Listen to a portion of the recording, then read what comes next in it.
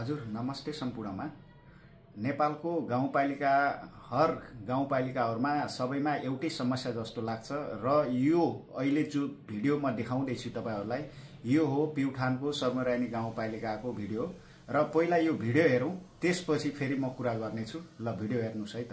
अनि कर्मचारी राख्ने बेला नि तपाईहरुले सिफारिसको आधारमा राख्नु भएको छ, तपाईहरुले एमाले भन्नेलाई राख्नु भएको छ। त्यहाँ अरु कुनै पार्टीको छैन त्यहाँ, किनकि मेरै छोरी मेरो स्कलरशिपमा टप 10 छोरीलाई फेल गराएर आईएससी पढेकोलाई 18 महिनालाई पास गराउनु भएको छ। तपाईँको 12-15 जना भन्दा बढी कर्मचारीलाई विज्ञापन बिना चाहिँ राजनीति नियुक्ति गरिएको छ। यसको जवाबदेही कसले दिने र तलब कसले खुवाउने? सरकारी नुनपानी खाएर त्यसमा प्लस अर्को के छ भने बुदा त्यसैमा समेटेर ती व्यक्तिहरूले ती कर्मचारीहरू राजनीति गरेका छन्। हजुरहरूले यो भिडियो हेरिसकेपछि पक्कै पनि बुझ्नुभयो होला कि गाउँपालिका अथवा नगरपालिकाहरुमा कस्तो तरिकाले कर्मचारीहरू नियुक्ति गरिन्छ र यो चीज सबैले देखेको पनि हो र सबैले बुझेको पनि हो। सबै भागबन्दामा हुने र आफ्नो पार्टीको मान्छेहरू कार्यकर्ताहरूलाई भर्ती गर्ने केन्द्र नै हो। यो माथिदेखि तलसम्म नै भएको कुरा हो। नेपालको कुनै पनि हो गाउँपालिका भनौं या नगरपालिका भनौं, हर पालिकाहरुमा के भएको छ भनेपछि कर्मचारी नियुक्ति गर्ने समयमा 1-2 जनाको प्रतिस्पर्धाबाट नियुक्ति गर्ने र धेरै जसो आफ्नै कार्यकर्ताहरू जसले पार्टीको लागि योगदान गरेको छ, जसले पार्टीको लागि प्रचार प्रसार गरेको छ, जसले पार्टीको लागि धेरै बोल्छ र यस्ता मान्छेहरूलाई कहीं पनि हो पालिकाहरुमा नियुक्ति दिने र आफ्ना पार्टीका मान्छेहरू राख्ने र भ्रष्टाचार गर्नको लागि सजिलो हुने भएको हुनाले आफ्ना पार्टीका मान्छेहरू राख्ने हर कहीं नेपालको कुनै पनि हो पालिका अथवा नगरपालिका हर कहीं यस्तो सिस्टमहरू धेरै देखिएको छ। अब कुरा गरौं कृषि अनुदानको। पहिला यो भिडियो हेरौं अनि त्यसपछि यो भिडियो हेरिसकेपछि फेरि म यसको बारेमा अलिकति कुरा गर्नेछु। यो भिडियो हेरौं है त।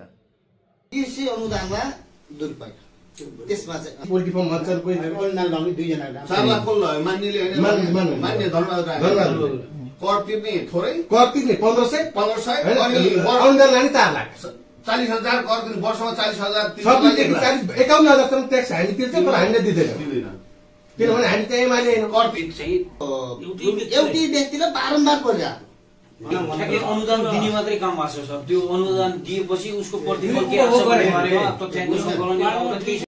हाम्रो अहिले कृषि अनुदानमा के दुरुपयोग भइराखेको छ भनेपछि मापदण्ड बिनाको कसै पनि हो आफ्नो कार्यकर्ता भनौं अथवा आफ्नो पार्टीमा योगदान दिएको अथवा पार्टीलाई प्रचार प्रसार गरिदिएको अथवा पार्टीको नजिक भएको मान्छेहरूलाई अनुदान दिने गरेको जस्तो देखिन्छ। किन भनेपछि यसमा मापदण्ड कुनै पनि छैन। अब मापदण्ड कसरी गराउनु पर्यो भनेपछि जस्तै तपाईको बाख्रा पालन गर्ने मान्छेलाई बाख्राको बेठे पाठा अनुदान दिनको लागि उसँग 10 वटा बाख्रा भन्दा माथिको हुनु पर्यो र और सुधारको लागि अनुदान पाउने हो भने 15 वटा बाख्रादेखि माथि पालेको हुनु पर्यो र मात्रै उलाई अनुदान दिनु पर्यो। अहिले मापदण्ड नभएको हुँदा लापरवाही भयो। जस्तै अहिले कसैले 2-4 वटा सब्जी खेती आफूलाई खान पनि सब्जी खेती गर्दैनन्, उसलाई टनेल दिइराखेको छ। अनि टनेल उले लएर के गर्छ? गाई बाख्रालाई गोठ बनाएर राख्छ। अनि जनताको पैसा के भयो भनेपछि बालुवामा पानी खनाएसरी भयो र यो कुनै पनि हो कसैलाई पनि हो जब अनुदान दिइन्छ भनेपछि त्यो अनुदान सही सदुपयोग भएको छ कि भएको छैन भनेर अनुगमन पनि गर्नुपर्छ र दिनुभन्दा पहिला पनि उनीहरूको के मापदण्ड पूरा गरेपछि मात्रै अनुदान पाउने भनेर उल्लेखित हुनुपर्छ र त्यो मापदण्डभित्र परेको मान्छेलाई मात्रै अनुदान दिनुपर्छ र तब मात्रै सदुपयोग हुन्छ अनुदानको। होइन भने अहिले ल हेर्नुस्, अहिले ट्र्याक्टरहरू बाँड्ने बेलामा पनि यस्तै देखिराखेको छ कि कसैको बारी जोत्न बन्ला नबन्ला, उसको बारी कति छ, उसको खेत बारी कति छ, अब उसको बारीमा ट्र्याक्टर चलाउन सकिन्छ सकिन्न अनुगमनै नगरिकन ट्र्याक्टर फटाफट आधा माओवादी आधा एमाले आधा आफ्ना आफ्ना कार्यकर्तालाई बाँडेको जस्तो देखिन्छ।